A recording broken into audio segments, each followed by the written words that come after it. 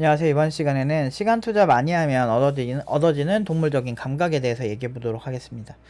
이제 빵 셔틀이 이제 일진들 이렇게 있잖아요. 그러면은 동물적인 감각으로 일진들이 온다는 걸 알아.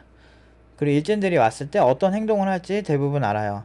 물론 저는 어렸을 때부터 진짜 일진들이 그렇게 하는 것들에 대해서 정말 불만이 많았어.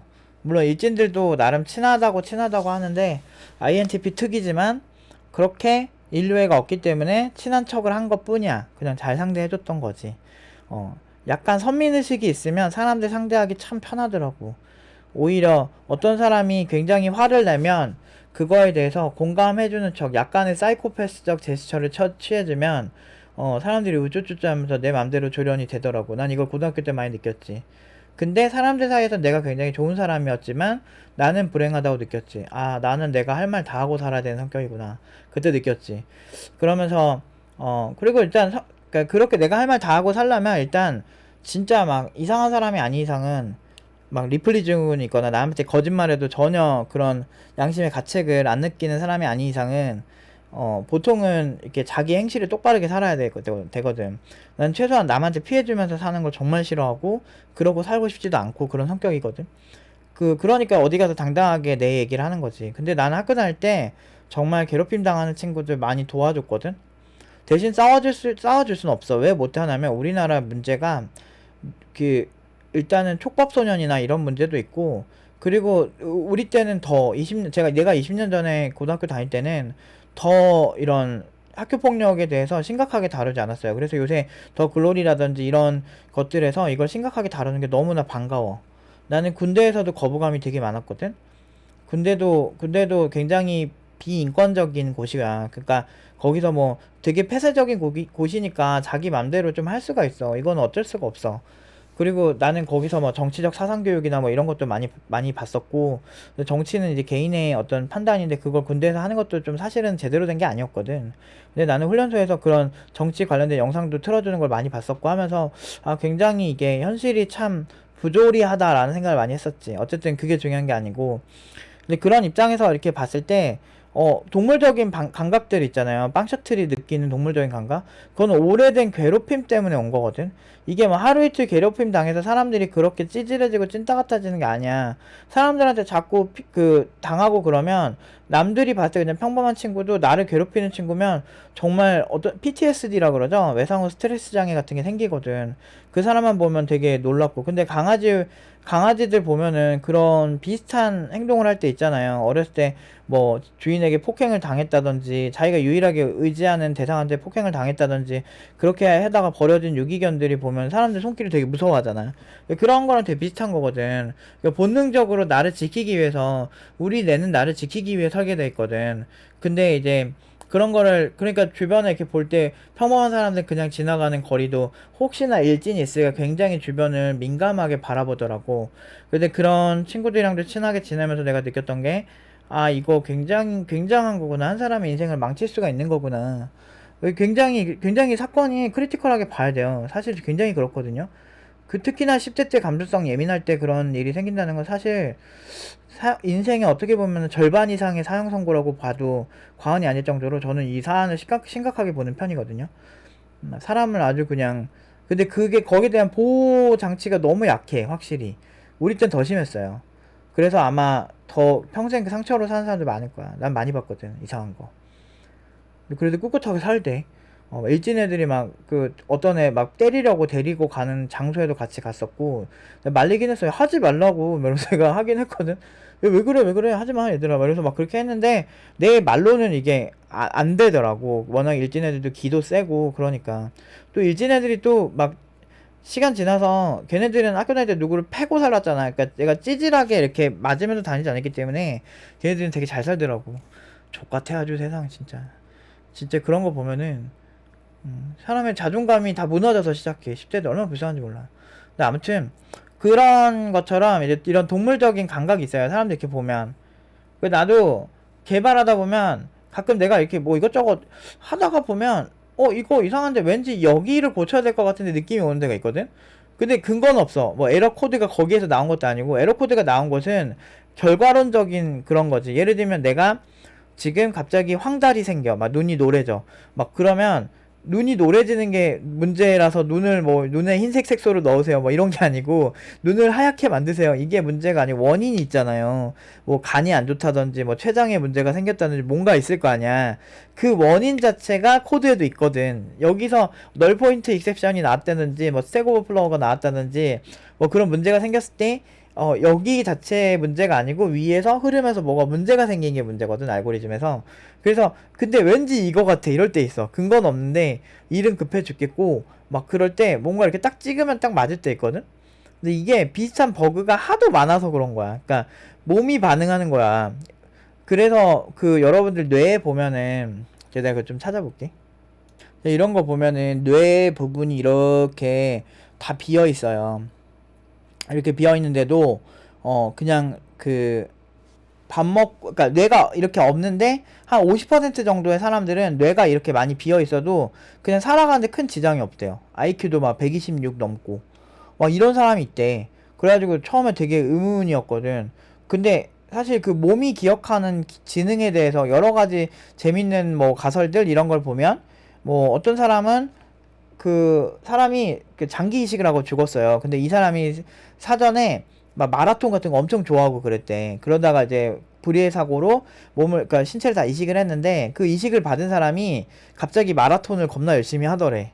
사전에 원래 운동하던 사람이 아닌데. 뭐 그런 것처럼 우리 몸이 기억하는 어떤 굉장히 좋은 감각 같은 게 따로 별도로 있는 거 아닐까라는 생각이 저는 많이 들더라고요. 그래서 아직 우리 몸에 대해서도 완벽하게 파악이 된 게 아니라서 계속 이런 뭐 관련된 소식 있으면 항상 보고 있거든. 너무 재밌잖아.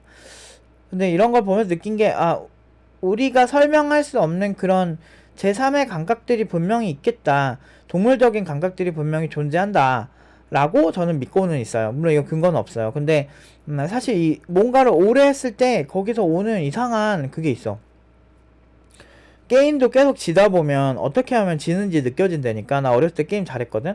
그래가지고 상금도 꽤 많이 받았었거든. 방송도 나간 적 있었고 되게 어렸을 때 중학교 2학년 3학년 때 이럴 때 그 입장에서는 뭔가를 이렇게 해보면은 제가 뭔가 이렇게 진득하게 하는 이유가 있어요. 뭔가 진득하게 하다 보면 그런 말도 안 되는 감각들이 있거든요.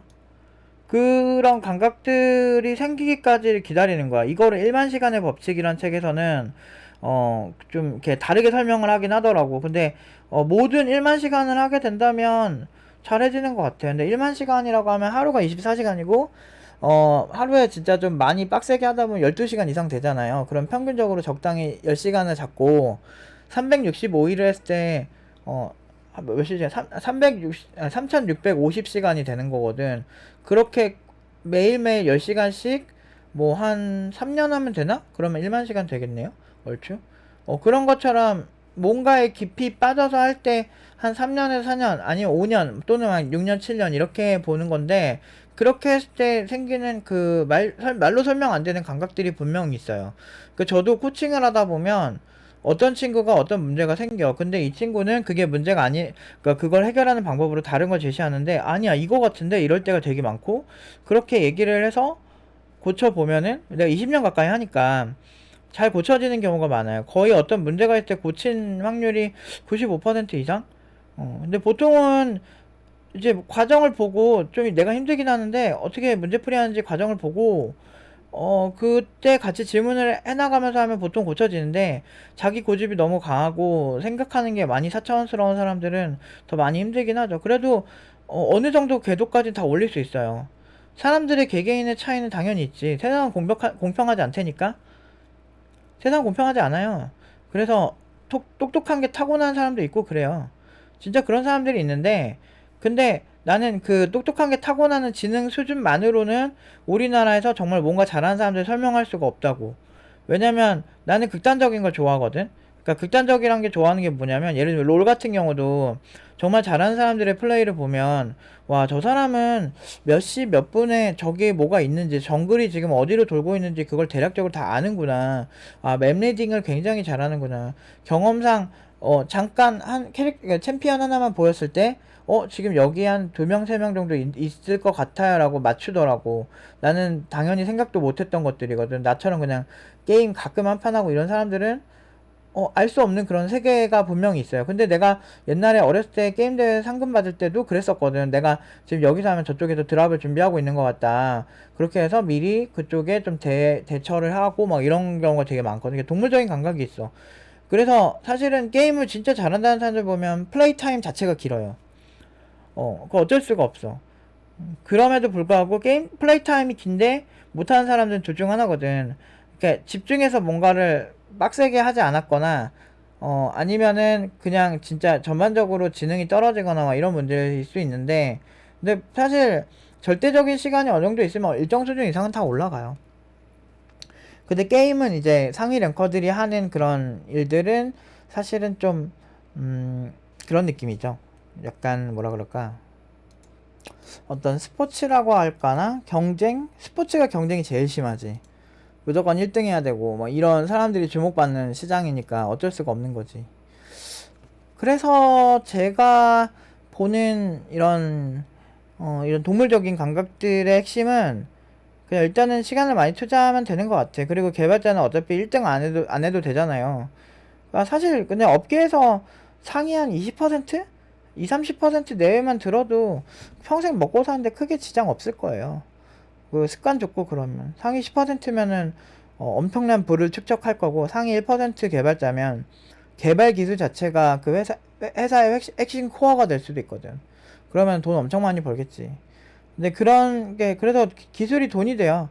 저는 항상 그러는데, 노부 팀장님은 왜 그렇게 코칭을 극단적으로 잘하는 게 좋아요? 라고 한다면, 저는 일단은, 극단적인 거에 아름다움이 있다고 생각해요. 왜냐면, 롤도 제일 잘하는 사람들 플레이가 가장 극단에 치닫은 그런 플레이잖아요. 근데 멋있잖아.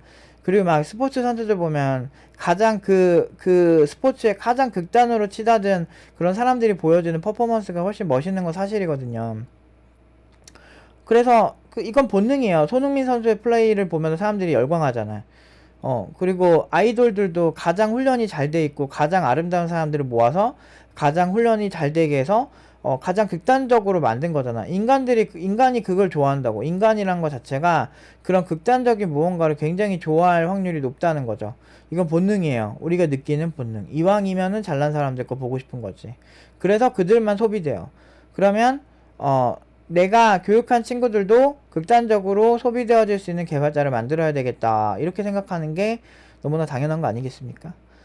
어쩔 수 없어요. 인간은 그 이상을 원하게 돼요. 여러분들 부자들이 지금 보면 뭐 많은 호텔들이나 이런 데도 룸레이트가 엄청 비싸졌어. 그래서 막 나는 이제 엄두도 못 내는데, 문제는 그 룸레이트가 엄청 비싸져도 그 사람들이 그 수요가 많으니까 룸레이트를 올리는 거거든. 그 왜 그럴까? 여러분이 생각하는 것 이상으로 부자들이 엄청 많아요.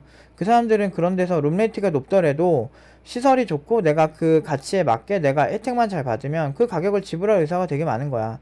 샤넬이 한동안 가격 엄청 올렸었잖아요. 그럼에도 불구하고 계속 잘 팔렸던 이유는 그냥 그거를 그렇게 해도 산다는 사람이 많으니까. 그러니까 뭐든 그래. 사람들은 어설픈 것보다 더 잘나고 더 좋은 걸 원해. 돈이 없어서 못 사는 거지. 그래서 그걸 합리화하고 사는 경우가 대부분이야. 그냥 이 정도면 됐지 뭐, 이렇게. 근데 돈 많으면 그렇게 안 산다니까? 사람이 돈이 많을 때 그 사람의 본성이 보이거든. 소비할 때 본성. 그러니까 보면 다들 절약하고 싶어서 절약하는 게 아니야. 그렇게 모아야 내가 버틸 수 있고 생존할 수 있으니까 다 모으고 사는 거지. 내가 돈이 썩어나고 황금알을 낳는 거위를 가지고 있으면 누가 그렇게 살겠어. 금 팔아가지고 맨날 돈 벌지.